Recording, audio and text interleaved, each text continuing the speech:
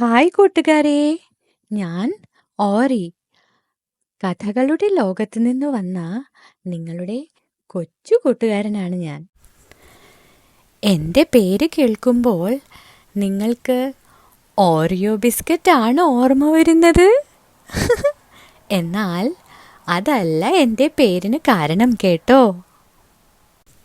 ഞാൻ ജനിച്ചപ്പോൾ തിങ്ങി നിറഞ്ഞ സ്വർണ്ണ നിറത്തിലുള്ള രോമങ്ങളുള്ള ഒരു ബോള് പോലെയായിരുന്നു.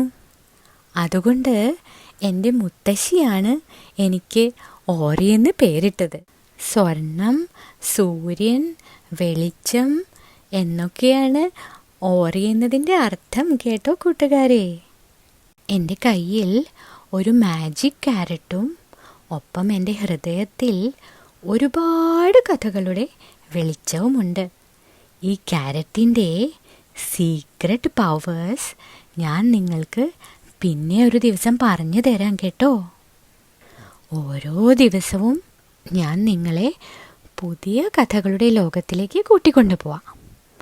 ഒപ്പം നമുക്ക് ഒരുപാട് നന്മകളും ഗുണപാഠങ്ങളും പഠിക്കാം. അപ്പോൾ ഞാൻ പുറപ്പെടുകയാണ് ഇന്നത്തെ കഥയിലേക്ക്.